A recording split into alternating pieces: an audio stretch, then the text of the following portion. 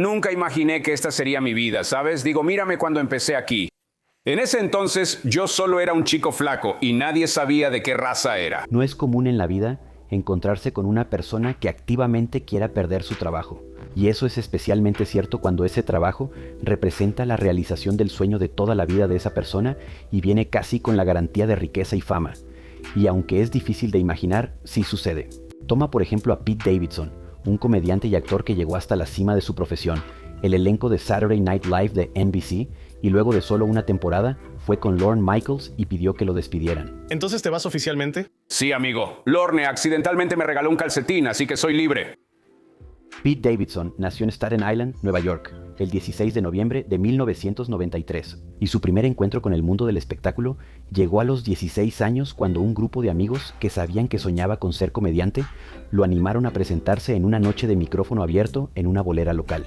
Hizo su primera aparición en televisión en la serie de comedia de MTV llamada Philosophy en 2013 y realizó su primera rutina de stand-up televisada ese mismo año en el programa de Comedy Central, Gotham Comedy Live.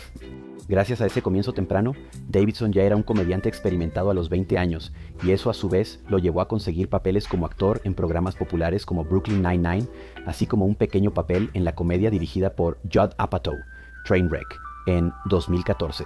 Y fue en el set de esta última donde Davidson llamó la atención de Bill Hader, estrella de SNL, quien lo recomendó a Lorne Michaels como un posible miembro del elenco de Saturday Night Live. Davidson hizo una audición con su rutina de stand-up y tuvo tanto éxito con los productores que Michaels llamó de inmediato a Hader para informarle que Davidson había sido seleccionado. Los veinteañeros tienen sexo como Green Day. Básicamente es lo mismo cada vez, durante como 1 minuto y 52 segundos. Así que el 27 de septiembre de 2014, con solo 20 años, Pete Davidson debutó en el escenario del estudio 8H, convirtiéndose en el primer miembro del elenco de SNL que nació en los años 90. El primer episodio de Davidson fue el estreno de la temporada número 40 del programa, y fue una especie de época de transición para la icónica serie. Los productores estaban haciendo un esfuerzo deliberado para atraer a audiencias más jóvenes, y la contratación de Davidson fue parte de ese esfuerzo. Durante su primera aparición en Weekend Update, incluso es presentado humorísticamente por Michael Che como nuestro joven residente. Pero a pesar de su juventud y el tiempo bastante limitado en pantalla que recibió en su primera temporada, Davidson aún logró dejar una impresión en los seguidores del programa. Esa primera aparición en Weekend Update, por ejemplo, mostraría a Davidson apareciendo como comentarista en una historia sobre un adolescente que se tomó fotos realizando actos sexuales en una estatua de Jesús.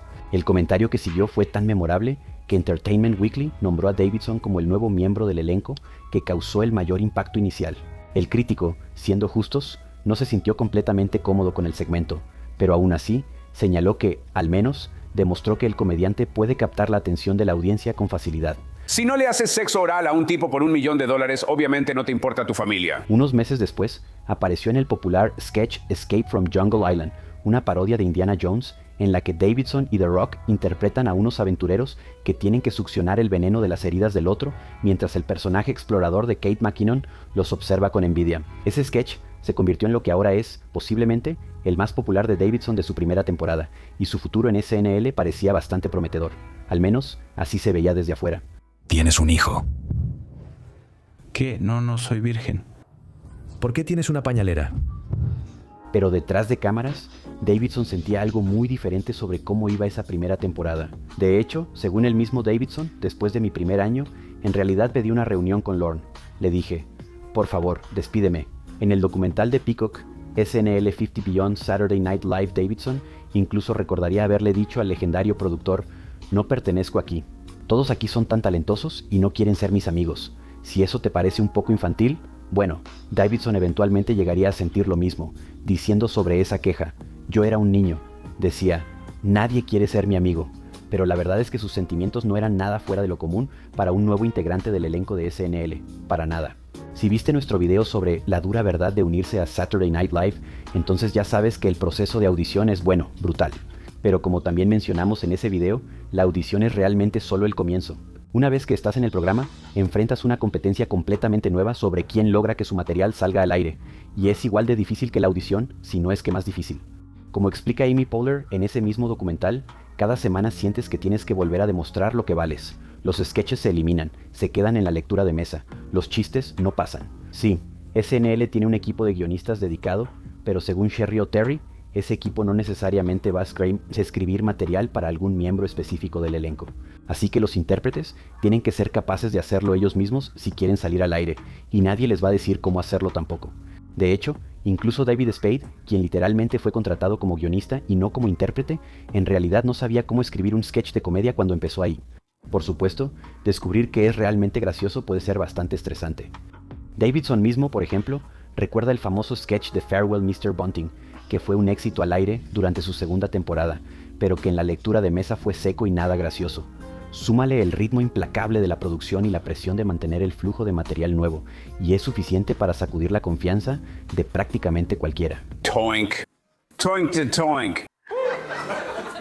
Dios mío, el doink es increíble. Por ejemplo, el futuro protagonista de Creo que deberías irte, Tim Robinson, se sintió tan abrumado por el proceso que, después de solo una temporada, fue degradado del elenco a la sala de guionistas. Ese fue un caso bastante drástico, pero la presión ha afectado incluso a algunos de los intérpretes más icónicos de SNL. Pensemos en Jason Sudeikis, quien después de escribir y aparecer en 2 sketches sumamente populares durante sus primeras 2 semanas, no logró que otro saliera al aire durante meses. De hecho, las cosas se pusieron tan mal para él que se encontró llamando a casa para decirle a su familia que estaba empezando a pensar en dejar SNL y regresar a Second City. De manera similar, la superestrella de SNL, Bill Hader, recordó: "Los primeros 4 años en SNL yo pensaba, me van a despedir en cualquier momento". Su ansiedad por cómo lo estaba haciendo se volvió tan intensa que Michaels tuvo que apartarlo durante un ensayo y literalmente asegurarle que su trabajo no corría peligro y que estaba bien relajarse.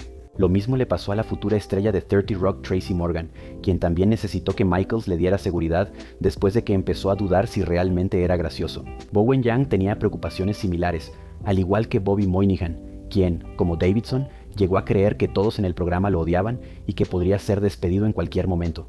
Jay Farrow estaba tan afectado por la naturaleza despiadada del proceso de producción que luego diría: "Al principio tenía una confianza ciega, pero luego empezaron a quitar los sketches y todo empezó a cambiar". Y según Beck Bennett, siento que esos primeros 2 años estaba tan estresado que no podía relajarme lo suficiente como para pensar con claridad. Siempre estaba reaccionando y tratar de sobrevivir un poco. Hay muchos más ejemplos de donde vino eso, pero como sugirió Bennett, aguantar y tratar de sobrevivir los primeros años parece ser la clave. Y esa no es solo nuestra conclusión, ni siquiera la de Bennett, viene del propio Lorne Michaels.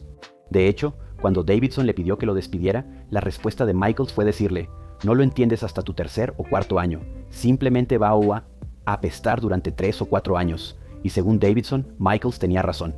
Davidson se mantuvo firme y, exactamente como lo predijo el showrunner, logró mejorar después de algunos años. Luego se convertiría en uno de los miembros más icónicos del elenco de su época.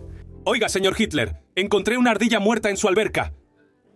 Finalmente, se fue de verdad en 2022. En esos últimos años también protagonizó películas como El Rey de Staten Island de Judd Apatow, y desde que salió de SNL, creó y protagonizó la serie de Peacock de 2023, Bupkis. Él apenas se fue y no es como si su programa hubiera sido un éxito. Lo sé. ¿Verdad? Sí, o sea, ¿cómo consigues a Joe Pesci y Eddie Falco y no tienes espectadores? Hizo apariciones en películas como Dinero Tonto de 2023 y Riff Raff de 2024, y lanzó el especial de stand-up de 2024 Pete Davidson Turbo Fonzarelli.